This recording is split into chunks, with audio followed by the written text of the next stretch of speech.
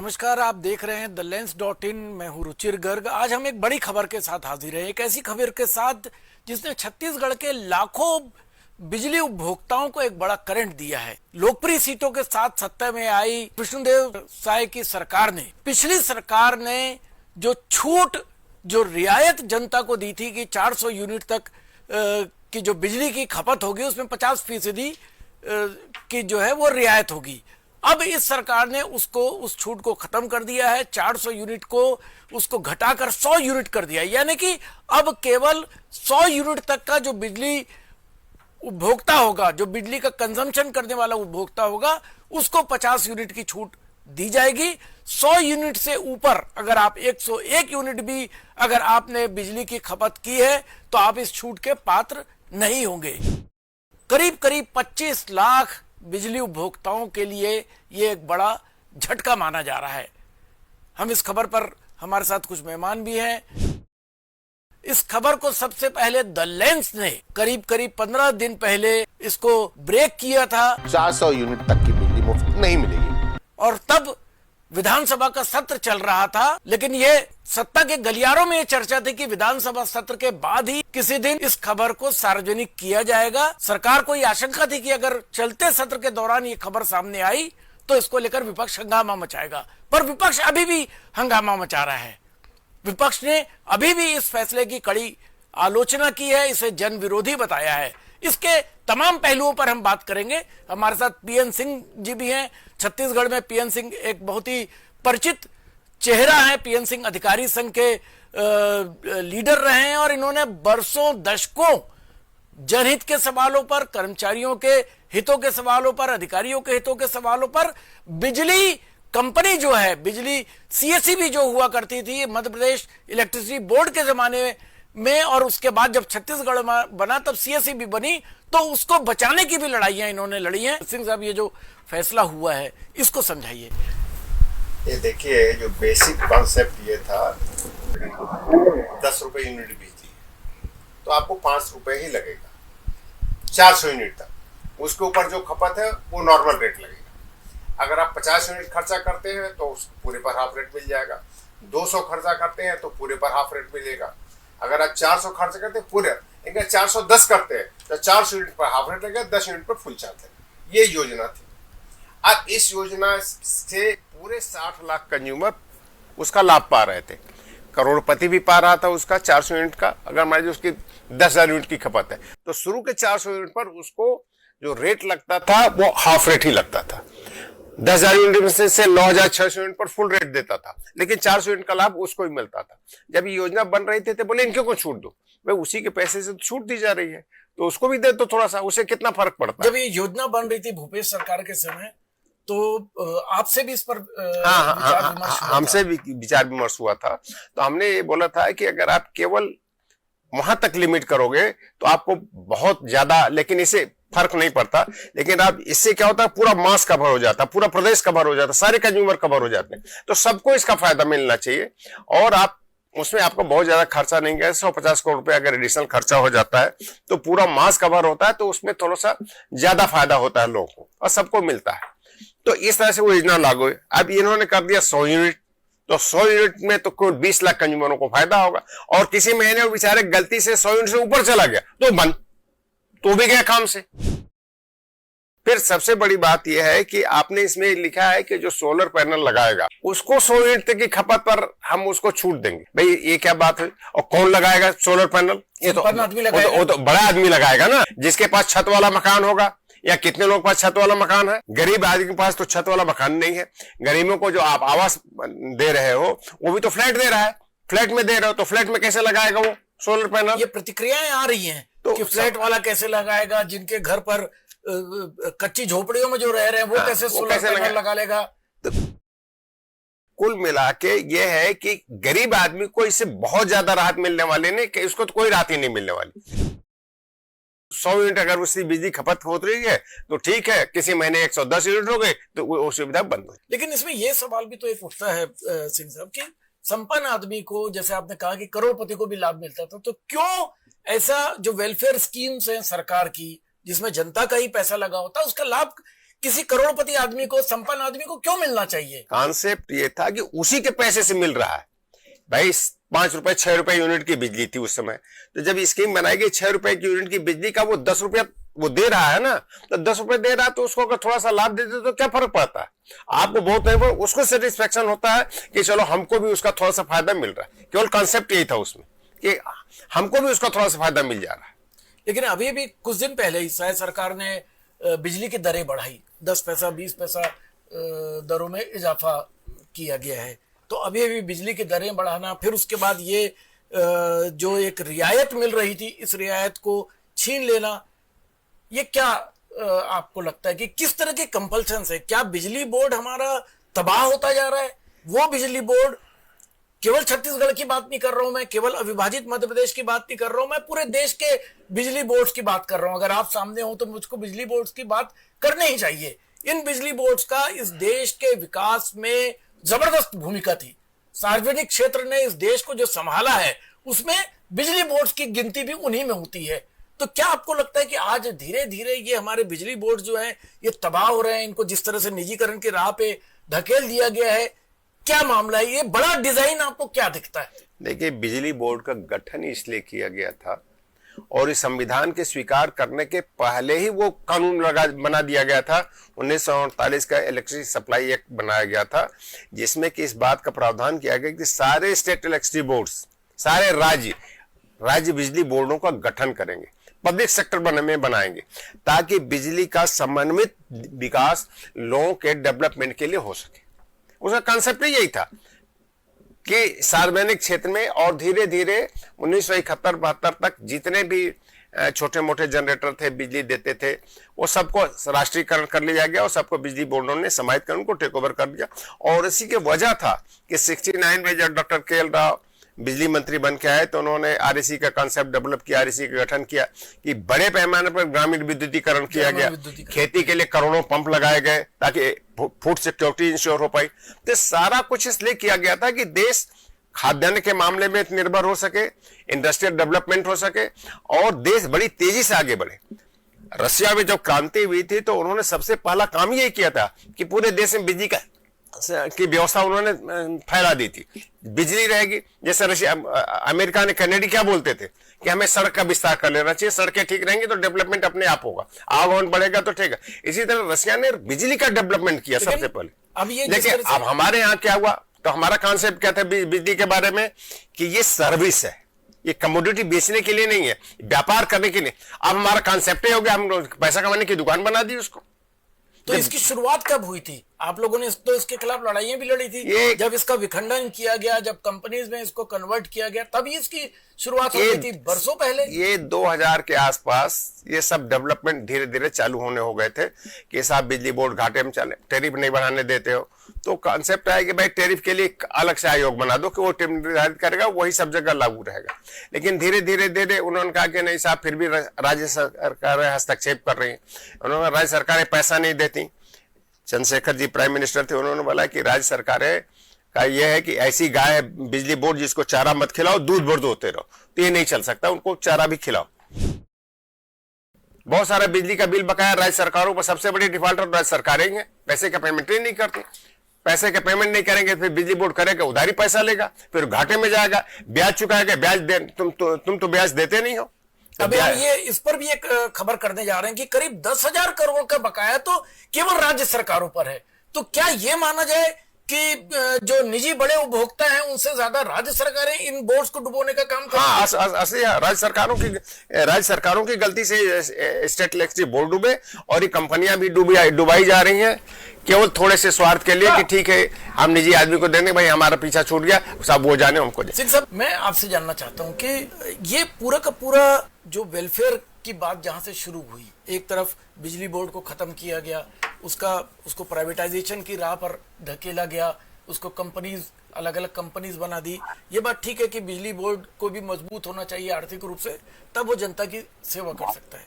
लेकिन एक तरफ बिजली बोर्ड को खत्म करना और दूसरी तरफ इस तरह की वेलफेयर स्कीम्स लागू करना। अगर कांग्रेस की सरकार ने ये वेलफेयर स्कीम लागू की थी, लेकिन उस समय भी ये कंपनीज में ही बटा हुआ बोर्ड था, तो क्या इसको आप बड़ी राजनीतिक विफलता की तरह देखते हैं, या ये कंपल्शन ही हो गया है अब इस दौर का? उसमें जो पैसा था और राज्य सरकार को देना था, तो उसका पैसा तो ये लोग देते रहे, 800-900 करोड़ रुपए चालू हुआ था। जैसे जैसे कंज्यूमर बढ़ते गए तो वो थोड़ा सा अमाउंट भी बढ़ता गया, तो करीब 1000-1200 करोड़ रुपए तक हो गया था। तो 1200 करोड़ रुपए इतने बड़े बजट में सरकार के लिए बहुत बड़ी चीज नहीं थी।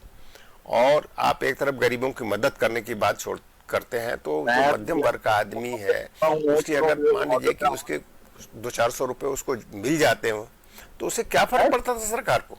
सरकार आई है ना सब वेलफेयर के लिए, तो इससे बहुत ज्यादा फर्क नहीं पड़ता। अब उसमें कटौती करने से 600-700 करोड़ रुपए इनका बचेगा, तो 600-700 करोड़ रुपए से कौन सी उद्बत्ती जल जाएगी? जिस सरकार का 1 लाख करोड़ रुपए का बजट है, उसको 500-600 करोड़ रुपए से कौन सा फायदा होने वाला? हाँ, लेकिन ऐसे है कि लोगों में असंतोष बढ़ेगा। असंतोष तो स्वाभाविक रूप से बढ़ेगा कि साहब ये क्या कर दिया आपने। एक तो आपने क्या बोलते हैं, दुबले पर 2 आषाढ़, आपने उधर बिजली का रेट बढ़ा दिया थोड़ा सा, और अभी आपने ये भी छूट खत्म कर दी, तो आदमी का बजट तो गड़बड़ाएगा ना। तो आपके हिसाब से ये क्यों किया सरकार ने? क्या आपको लगता है इसके पीछे वजह क्या है? क्या सरकार इस बात को नहीं समझ पाई है कि इससे जनता में असंतोष बढ़ेगा, बहुत बड़ा असंतोष होगा? जो हर महीने बिजली का बिल देखता है जो उपभोक्ता, वो जब ये देखेगा कि उसकी छूट, उसको जो रियायत मिलती थी वो रियायत खत्म हो गई, तो उसमें असंतोष होगा। वो उपभोक्ता जो एक वोटर भी है, वो उपभोक्ता जिसने ये देखा है कि जब आपकी सरकार आई थी तो आपने बहुत सारी रियायतों के वायदे किए थे, बहुत सारे लुभावने वायदे किए थे। आप महिलाओं को, गृहिणियों को एक निश्चित रकम हर महीने देने का वायदा आपने किया था। तो जब आप इस ट्रैक पर होते हो और उसके बाद आप बहुत जल्दी जो है आप इस तरह की रियायतों को आप वापस लेना शुरू कर देते हो, तो इसका क्या इम्पैक्ट आपको लगता है? इसको मैं मानता हूं कि गरीब विरोधी ये कदम है, ये नहीं उठाया जाना चाहिए था। और थोड़ा सा इनके दिमाग में यह है कि ऐसा करने से लोग सोलर पैनल लगवाएंगे, तो सोलर पैनल कितने लोगों के पास छत है कि सोलर पैनल लगवा लेंगे? मुझे लगाना था, मैंने अपने घर में लगा लिया, लेकिन जिसके छत ही नहीं वो कहां से लगाए? गरीब आदमी कहां से लगाए? जिसकी सुविधा आप बंद कर रहे हैं वो कहां से, वो उसके पास तो जगह ही नहीं है ना सोलर पैनल लगाए। फ्लैट वाला कैसे लगाएगा? झुग्गी झोपड़ी वाला कैसे लगाएगा? जिसके पास पक्की छत नहीं है वो कैसे लगाएगा? इसलिए मैं सिंह साहब से समझना चाहता हूँ, क्या वाकई छत्तीसगढ़ आज सरप्लस बिजली का स्टेट रह गया है? इससे बड़ा झूठ तो कुछ हो ही नहीं सकता। सरकार के जो उत्पादन केंद्र है, छत्तीसगढ़ सरकार के जो उत्पादन केंद्र है, और राज्य की केवल 1/3 बिजली की आपूर्ति करते हैं। 1/3 बिजली एनटीपीसी से खरीदी जाती है और 1/3 बिजली बाजार से खरीदी जाती है। ये बड़ी जानकारी सिंह साहब दे रहे हैं कि ये जो सरप्लस बिजली है, छत्तीसगढ़ राज्य बिल्कुल भी अब सरप्लस स्टेट नहीं रहा। बरसों पहले ये बात सुनी जाती थी कि छत्तीसगढ़ राज्य सरप्लस बिजली का राज्य है, हम दूसरे राज्यों को बेचते हैं, लेकिन हकीकत क्या है, इस पर और थोड़ा विस्तार से बताइए। मैं आपको बता रहा हूं, सबसे बड़ा आश्चर्य आपको ये होगा कि नेशनल लोड डिस्पैच सेंटर ने अप्रैल के महीने में ओवर ड्रावल पर छत्तीसगढ़ लोड डिस्पैच सेंटर को नोटिस दिया है कि तुमने 700 मेगावाट ओवर ड्रावल किया है। ये जो सरप्लस बिजली स्टेट का जो एक थ्योरी चलती थी, ये सबसे बड़ा झूठ है, सबसे बड़ा झूठ है। इससे बड़ा झूठ तो कुछ हो ही नहीं सकता। पीएन सिंह आधिकारिक तौर पर बता रहे हैं कि छत्तीसगढ़ सरप्लस बिजली स्टेट नहीं रहा है। तो क्या ये कंपल्शन है कि सरप्लस बिजली स्टेट नहीं रहा, सरकार की स्थिति ऐसी नहीं है, इसलिए वो लोगों को डाइवर्ट कर रही है कि सोलर बिजली की तरफ जाएं? सोलर को बढ़ावा दे रहा है ना जी। बिजली बोर्ड को बोलो कि अपने सारे दफ्तरों पर, सारे सब स्टेशन में, सारे कॉलोनियों में, अपने तुम पावर हाउस में सब सोलर पैनल लगा दो, तो तुमको छूट देते हो ना, 50% बिजली की छूट देते हो ना कर्मचारियों को, आपको पैसा बच जाएगा। आप लगा दीजिए ना। आपको सरकार अपने सारे क्वार्टरों पर लगवा दे, सरकार सारे दफ्तरों पर लगवा दे, तो देखे ना सोलर में कितना बचत हो जाती है। तो क्यों नहीं लगवाती सरकार? वो कॉन्सेप्ट ही नहीं है ना, वो कॉन्सेप्ट नहीं है। हमको तो इस तरह जो सलाह देने वाले हैं, ऐसे गरीब विरोधी सलाह देते हैं और सरकार उसको मान लेती है। तो ये सलाह भी कहीं से आई है, ये गरीब विरोधी, इसके ये कहां से आई? किसके हित में है ये फैसला? किसी के हित में सरकार ने फैसला लिया है, ये किसी के हित में नहीं है, ये केवल काम बिगाड़ू फैसला है। नहीं, क्या ये उद्योगपतियों के हित में है? ना, उद्योगपतियों के हित में नहीं। जो सोलर पैनल बना रहे होंगे उनको फायदा है, उनका सब पैनल बिकेगा, वो भी नहीं बिकेगा। इस योजना से तो उसको कोई लेने देना नहीं है। लेकिन सोलर के धंधे में देश का एक बड़ा उद्योगपति है, सभी उसका नाम जानते हैं। अभी आप ये बताइए कि गरीब आदमी का बोलते हो कि तुम्हारी छूट बंद कर, तुम सोलर पैनल लगाओ, तो लगाए क्यों? उसके पास तो छत ही नहीं है, लगाए कहां? भाई सरकार हजारों मकान बनाए ना, गरीबों का मकान में फ्लैट बने हुए, सरकार अपनी तरह से लगवा देना सोलर पैनल, अगर आपको वही बेचना है। आप शायद प्रधानमंत्री आवास योजना की हाँ सर, उसी की बात कर रहा हूँ। जितने भी कोई भी जितने मकान बने सब फ्लैट ही बने हैं, तो उसमें कैसे लगेगा? हर आदमी कैसे लगाएगा? आप सरकार अपनी तरफ से लगा दे। सिंह साहब, अगर टेक्नोलॉजी की बात की जाए तो क्या आपको नहीं लगता कि ये एक बेहतर टेक्नोलॉजी कि हम ट्रांसफॉर्म करें और इसको लेकर बिजली का प्रोडक्शन जो है वो कितना पॉल्यूशन लेकर आता है और तमाम तरह की चीजें हैं, तो अगर हम ट्रांसफॉर्म करते हैं, अगर हम सोलर एनर्जी की तरफ जाते हैं, तो ये पर्यावरण के हित में भी अगर सरकार इसको प्रमोट करना चाहती है, सरकार तो गलत क्या है? हम तो बोल रहे हैं कि भाई आप करो ना, आप चैरिटी बिगिंस एट होम, तो आप अपने घर में लगाओ ना, अपनी सरकारी बिल्डिंग पर लगा लो ना, क्या दिक्कत है? क्वार्टरों में लगा दो, हजारों क्वार्टर है कोरबा में, सब बिजली बोर्ड वहां लगा लेना। आप छूट देते हो ना कर्मचारियों को, बोलो कि तो अपने घर में पैनल लगे, हम छूट आपको इसका फायदा हम आपको देंगे, इसमें मदद कर देंगे, आप कर लो। तो आप उनको छूट देते हो ना, 50% बिजली में छूट देते हो, तो हमको फायदा होगा, हमको ही फायदा होगा, आपको फायदा होगा, चलिए आप लगाइए इसको, हम इसमें मदद करते हैं। वो न काम करके गरीब आदमी की जबरदस्ती बिजली उसका खर्चा बढ़ा रहे हो। इसको लेकर आज जो बिजली यूनियन है उनका क्या स्टैंड होगा? क्या वो जैसे आपके जमाने में तो हमको याद है कि आप पब्लिक इंटरेस्ट के सवाल पर भी सड़क पर होते थे, तो क्या आज बिजली बोर्ड्स में, जो बिजली बोर्ड्स तो नहीं रहा, बिजली कंपनियों में जो कर्मचारी यूनियनें हैं, अधिकारी यूनियनें जो हैं आज, क्या वो जनता से जुड़े ऐसे सवालों पर भी सड़क पर होती है या केवल अपने वेतन भत्ते को लेकर? वो भी नहीं, किसी मामले में नहीं, किसी मामले में। आजकल ऑल ओवर कंट्री देख लीजिए, ट्रेड यूनियन का दबाव उतना नहीं रहा जो आज से 20-25 साल पहले हुआ करता था।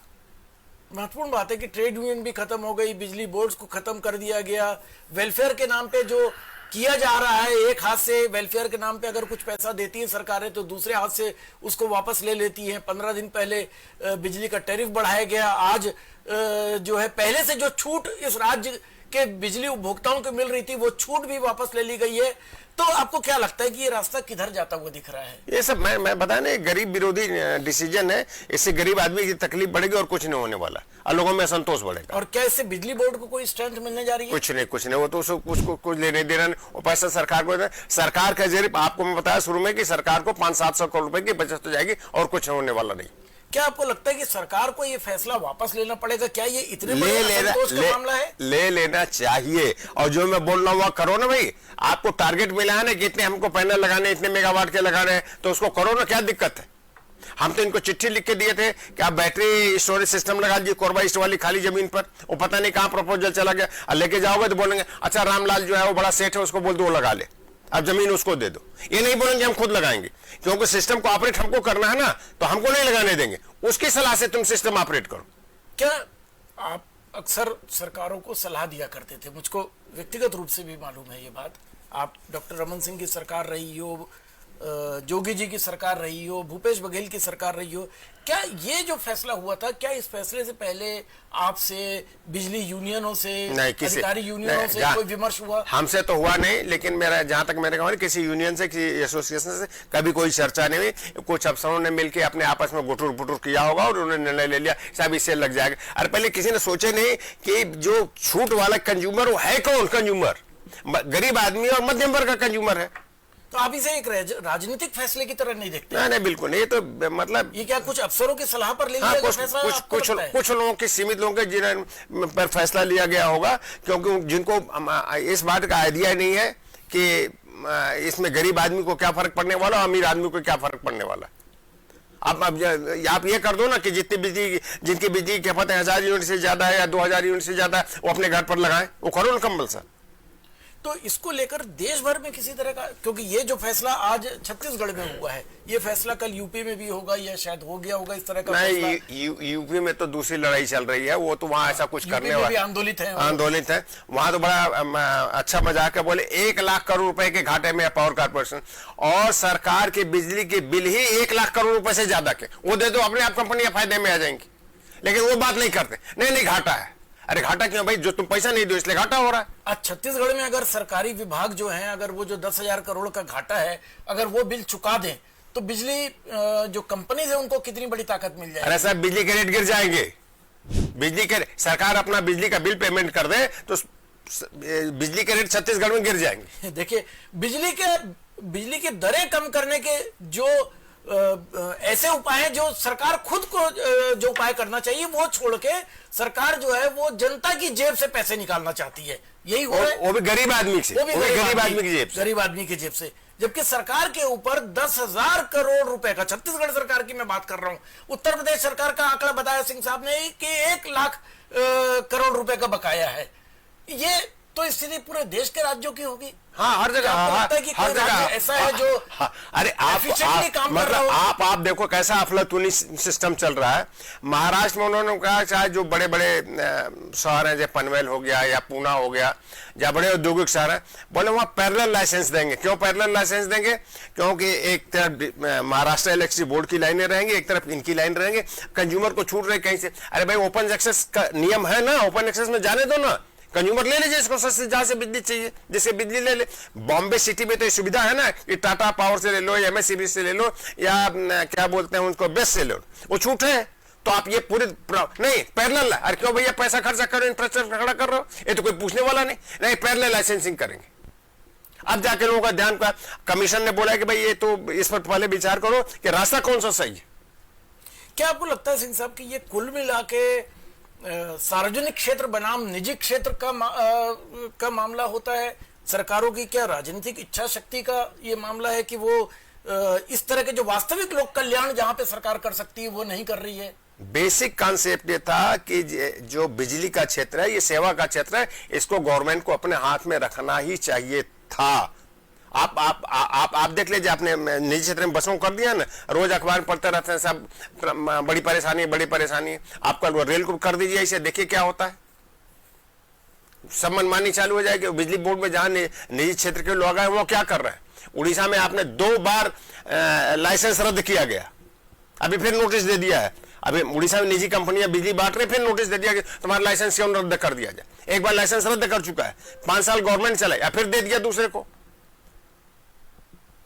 तो ये तो आप जब ये बार बार जो चीज फेल हो रही है उसको बार बार कर रहे हो। निजीकरण का एक्सपेरिमेंट बिजली के क्षेत्र में ये मान लिया गया है, सब लोग मानते हैं कि सब बुरी तरह से फेल हो चुका, लेकिन हम उसी पर आमदा है कुछ लोगों को फायदा पहुंचाने के लिए।